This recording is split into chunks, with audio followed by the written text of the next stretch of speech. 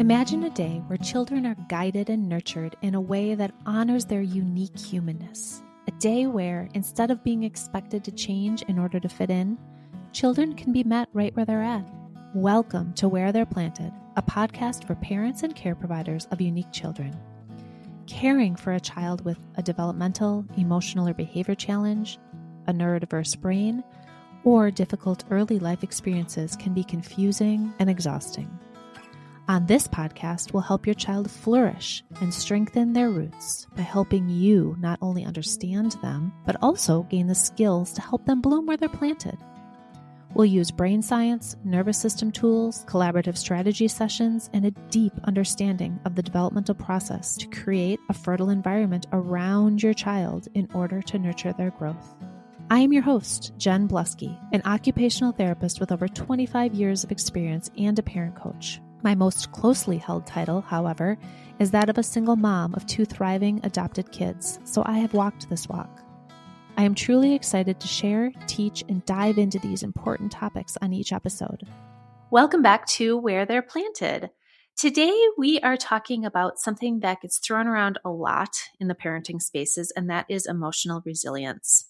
We hear it often with phrases like, kids just need to be more resilient, or I want my child to be able to handle the hard things. But I want to talk about what emotional resilience actually means in real life and for kids and at different stages and ages.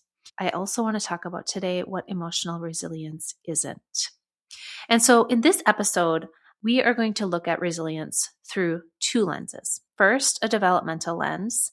And so what I mean by that is what's realistic to expect from a toddler, a school ager, or a teenager when it comes to big feelings and coping and being able to bounce back. Secondly, I want to look at it from a relational lens. What I mean by this is how that parent-child relationship that we talk about so much on this podcast actually builds resilience over time, and how our responses, our presence, our boundaries, and our empathy shape a child's world. We are going to also talk about why resilience is not the same as toughness, and it's not the same as never crying or never being upset, and about something that's really real and how we make sure we don't expect children to handle more than their nervous systems are ready for. Instead, I want to explore resilience as the capacity to feel our feelings, to stay connected, and to recover from it. I'm going to offer a few ways to recognize those early seeds of resilience in our kids and how we sometimes unintentionally as parents get in the way, and how we can really support our kids to be more flexible, more confident, and a little bit more grounded within their developmental capabilities.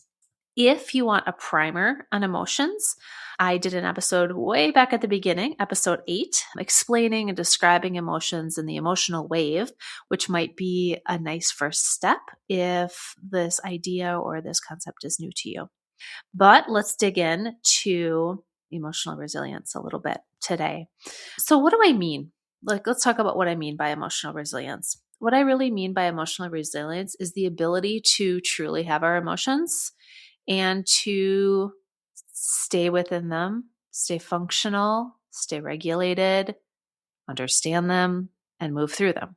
What I don't mean by emotional resilience is never feeling a feeling or never having a response or reaction.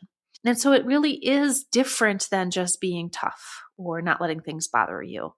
Emotional resilience is actually having the experience of the feeling. It's knowing that something isn't right or that we're experiencing an emotion that is causing us to need to want to respond in some way. What does emotional resilience look like at different developmental phases? I think that this is incredibly important because, as we know, development guides everything. And as we know, we really, really need to respond to our child where they're at developmentally. I will say it again. I've said it so many times on this podcast. When I'm talking about development, I'm not talking about chronological age. I am talking about where your child is developmentally, which might be varied based on how their composition is and where their uniqueness. If there's a trauma history, if there's an attachment history, if there's some neurodevelopmental pieces going on, the developmental age might look different than their chronological age. And so we have to respond at that place. And so what does resiliency look like at different stages? So let's talk about our toddlers for a minute, right? I'm talking like our 2 to 4-year-olds or 18-month to 4-year-olds. Emotional resiliency at that age is chaotic, is big, it's expressive. Developmentally, our toddlers are just learning how to feel their feelings, and their feelings are intense. Their brains are literally set up to be learning and developing their limbic system, which is their processing centers for their emotions. And so, resiliency for a toddler might be that with the support of a trusted adult, aka parent, that they're able to eventually calm. Okay. So I would wonder if a few of you listening out there are thinking, well, that's not resilience. And you're right. They're not developmentally ready to have true independent emotional resilience yet. And I think this is important to remember. If you look across society, toddlers feeling frustrated or angry or having a meltdown or getting loud or crying or things like that is very developmentally appropriate. In fact, it is what guides the development of resiliency, is to have those experiences of truly feeling those big feelings. We know that through authoritarian parenting, that power over approach, or that fear-based parenting, that when children are not allowed to fully express emotions, we're turning off the system of embodiment, or turning off the system of paying attention to emotions, which has ramifications down the road. And so emotional resiliency in our toddlers is expressing the emotion and then being able to use the support and the co-regulation of a trusted adult in order to resolve the wave of emotionality that happens. Then when we move up to our school age kids, and when I'm talking our school age kids, I'm talking about 4, 4.5, 5, up through 9, 10, that age range, 11. Our school age kids are developing just a little bit more resiliency. And what I mean by that is they are able to put words to emotions with support. They're able to recover sometimes more independently without a trusted adult right there next to them, like a toddler might need. They're able to sometimes anticipate that something might feel nervous or anxious or scary, and be able to problem solve or accept solutions around it. And so emotional resiliency for a school ager is sort of being able to ride that wave of emotionality a little bit more independently, and the ability to have a little bit more cognition on board, or a little bit more frontal lobe on board, to move through it and move out of it, move past it. And then we look at our teenagers. And it's interesting because developmentally, our teenagers have so much more brain processing on board. And because of the pruning that happens during the literal brain pruning that happens during the teenage years, the emotionality can be considered like the second wave of toddlerhood. And if anybody out there who has teenagers knows this, I know I talk about my teenagers a lot, now young adults, and that is a true statement. And so emotional resiliency in teenagers is that there should be some capacity on board to feel a feeling and regulate through it and move past it, problem solve through it, create an outcome in some way that makes some sense to get the need met. Resiliency is the ability to have some clear understanding, even over some time, what our feelings actually are, what's actually happening for us. And on the flip side, emotional resiliency for teenagers, in effect, is really creating autonomy and the idea that I can feel strongly and differently than you. And this is where that pushback between parent-child comes, that where we see like sort of like the big responses to maybe a boundary, or a big response, a big emotional response to something that is unexpected or didn't go their way. Often targeted at the trusted adult, not always as often targeted towards more social connections. as a way to bump up against where they're independent now, right? There's this independent piece is emotionally, can I push back on my parent and is it safe? Now, that doesn't mean we just let our teenagers blow emotional steam all over us, but developmentally, that is what's happening at that age. And so as we move into adulthood, emotional resiliency is I can feel the full range of emotions. I can sit with them. I can understand them. And then I can know what to do about them, right? If I have to have an action or if I just need to soothe myself in this moment, knowing that it's going to pass, that's emotional resiliency in its full form. And so when we're really looking through this developmental lens, I think it's really, really important to consider as parents sort of what we're expecting from an emotional resiliency perspective in our kids and if it's matched with the developmental level.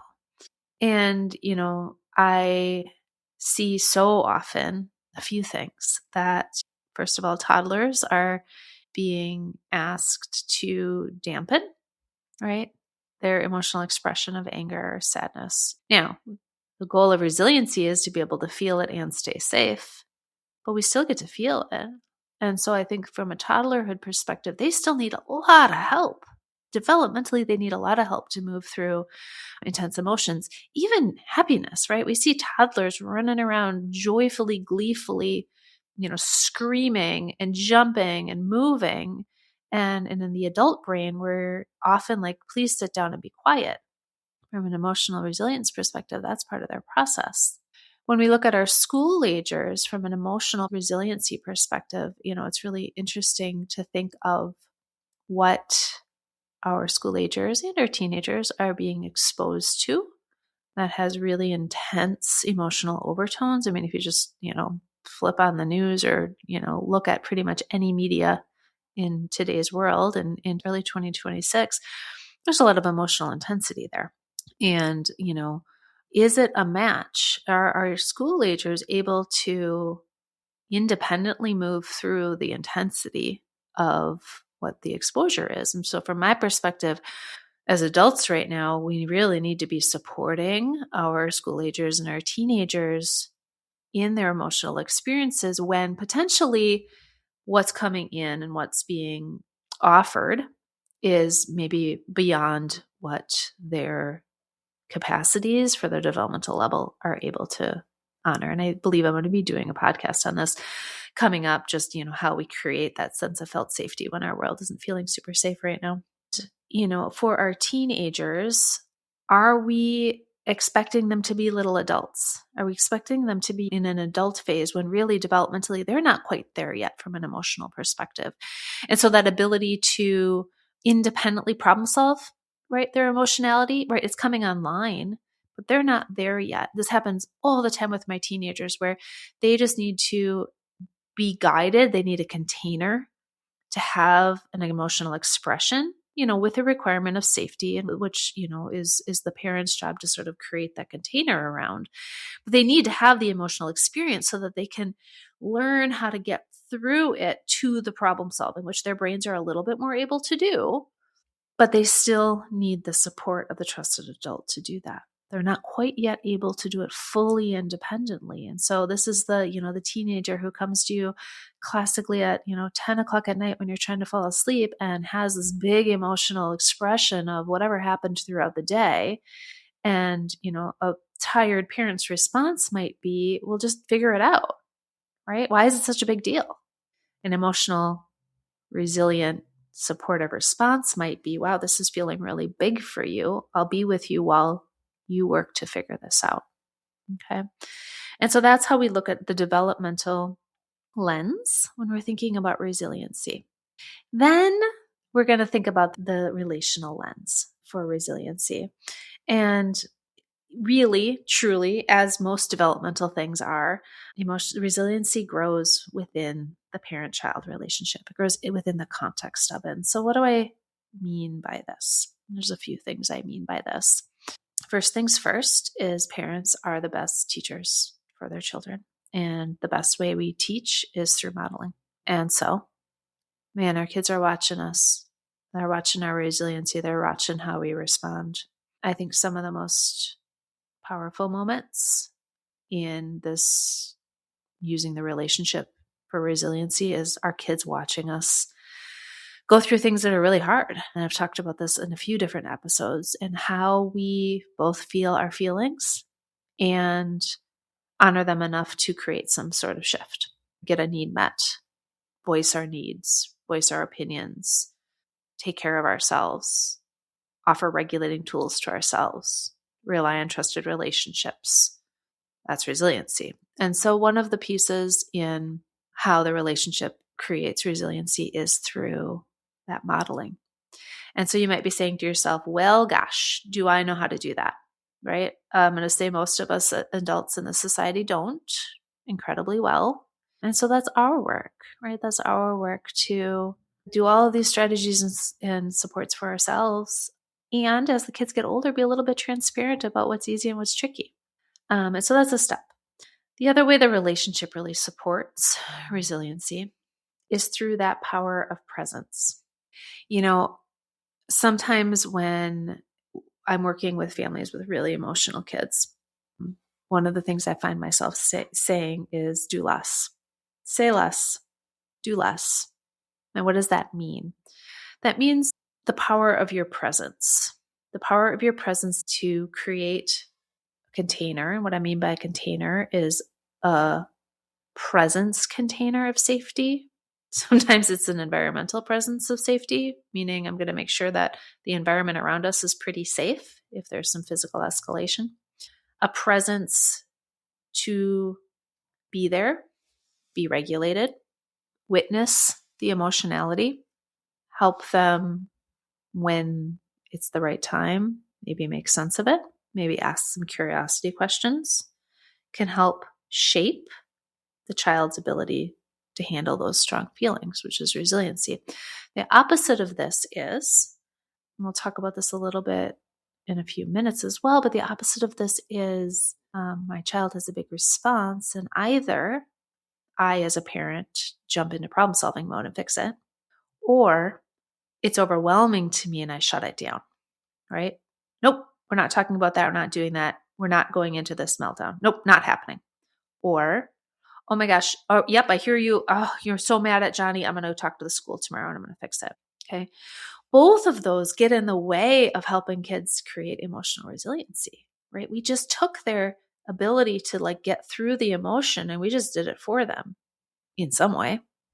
And so the power of just presence, regulated presence through co-regulation is probably one of the biggest keys to creating that emotional resiliency in our kids. And then we like to think about, where do boundaries and limits play into resiliency? Boundaries and limits are so vital. They're so vital for our kids through a lens of safety and through a lens of connection. Boundaries and limits allow our children to bump up against things that are inherently disappointing or frustrating or disconcerting or make them sad. And it's in the small boundaries and limits, right? Like, I'm sorry, kiddo, we're not going to have, the candy bar at the grocery store. Gosh, I know you really want to go play with your friend, but right now we're having dinner.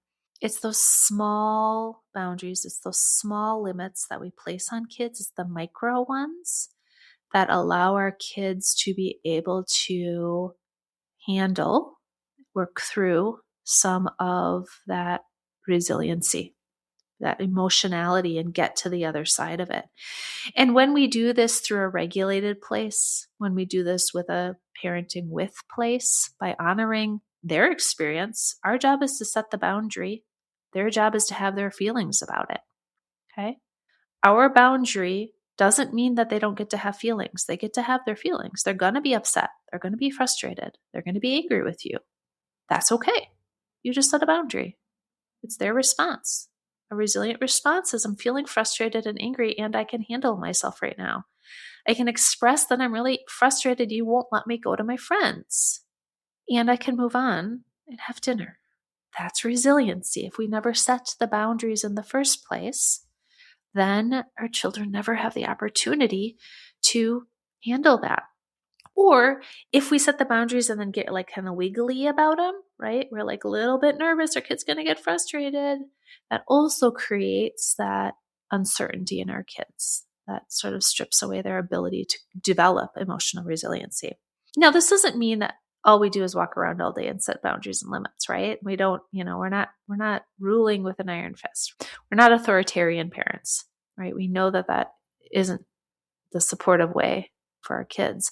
And so we're still having open communication. We're still honoring needs. We're still hearing points of view. We're doing all of this. We're still creating connection. We're still creating joy. We're still sometimes saying yes, a lot of the time saying yes, most of the time saying yes if we can. We're still offering options and letting children pick things. But within all of that, boundaries and limits are something that allows our kids to bump up against that emotionality to create resilience. So let's talk for a minute about what emotional resilience is not. Okay. What are some of the signs, some of the things that we might be confusing with resiliency? Okay. And a lot of this, right, is going to come from how we were parented as kids. And so it's something to pay attention to and decide how we want to do it for ourselves and for our kids. Emotional resiliency is not suppressing our feelings. Okay. It is not just always being happy. Okay. It's not like, oh, you're just such a happy child. You always have a smile on your face. That is not emotional resiliency. It's suppressing our feelings. Emotional resiliency is the ability to feel and express the entire range of emotions in a safe way. Emotional resiliency is not people pleasing. It is not always making other people happy, right? So for some of us parents out there, this one might like hit pretty hard. Emotional resiliency is not always making other people happy. Sometimes we are going to use emotions to say things in order to get our needs met that other people might not like. We are going to do it through kindness and we are going to do it through regulation. But sometimes we are going to say hard things. That is emotional resiliency. That's how we use our emotional resiliency to get our needs met. Emotional resiliency isn't perfectionism. Emotions are messy. Emotions are not clean. They're not concise. They're not that we always know right away. We don't always exactly know what our feelings are. Sometimes it takes a minute. That's okay. It's not perfection. And so emotional resiliency is being able to ride through all of that. Emotional resiliency is not pushing our children to be hyper independent or tough. Okay. Toughness is not emotional resiliency, right? The ability to just hang on, right? To just get through is not emotional resiliency. Emotional resiliency is the ability to honor, this feels hard right now. I'm struggling. And then you make a choice, right? Then you make a choice whether you're going to continue or not. And you might choose to continue. That's emotional resiliency. And so in our everyday with our kids, what are the small things that we can do in order to support emotional resiliency? The smallest things we can do is first honor emotion. Make all emotions safe. You set it up in your home that all the emotions get to be safe. Expressing emotions is always acceptable. You can, as a parent, ask for a break. You can ask for there to be regulation on board before we express emotions. You can ask for a do-over. Those are all things you can do. But emotions are safe and allowed to be expressed. In order to create resiliency, we have to have practice talking about our feelings. We have to have practice expressing them and learning how to do it in a way that's regulated and useful. The other thing that you can do in order to support emotional resilience with your kids is when things get really, really, really, really hard, when things don't go well, when emotions are expressed in dysregulated ways, where there's a big meltdown or dysregulation, is honoring how hard it is. Nobody wants to have a meltdown, including our kids. They're uncomfortable, they're scary, and there's often a lot of shame. And so the ability to create connection, the ability to honor what probably was really going on from an emotional perspective, and the ability to create regulation after is what creates emotional resiliency in our kids, which is a hard one for parents. It's a hard one to go through something like that, and we've got our own feelings about it now, and then honor that our kids were having just a really hard time in the moment. Some simple phrases. Some simple phrases that you can use in order to support emotional resiliency are, I hear you, period. Or, tell me more, period. Right? Seems so simple. And in practice, it is really hard to do. I just did this list out with my daughter where I wasn't able to support emotional resiliency. I needed to fix the problem to make myself feel better. And really what she needed was just to be heard. She just needed to be heard in her emotions in order to solve her own problem. She's got the ability to be resilient in her emotions. I just missed the cue. So, right, the best practiced of us, we're going to mess it up a lot of the times. Another thing that you could say is, I'm here. I'm here to help. I'm here. That's it. This is really hard, period. There's another one. Another one is, I wonder if, curiosity. I wonder if this is about X. I wonder if you're feeling Y. I wonder if you need Z. Our children may not answer us in the moment, right? Because they're having their own emotional experience. But what we're doing is we're helping provide a lifeline of, I'm here to support you and I can help you get through this. Okay. And so as we think about emotional resilience, this is a really big topic, right? There's a lot to think about. I encourage you to, as first steps, to sit with yourself and just sort of think through how you experience your own emotions, how your own resiliency works for you, where things may feel stuck for yourself. And then the second thing I might do is consider which tools that you're already able to use if you're seeing your child's emotionality through their developmental lens, and how you're able to create connection and safety around emotions. All right, I'm going to leave it here for today. Thank you. Where They're Planted is a Lit Path Studios podcast and is produced by Jamie Gale and Jen Bluske. Music is by Gaston Reen and Pod 5. Thank you for loving your child right where they're planted.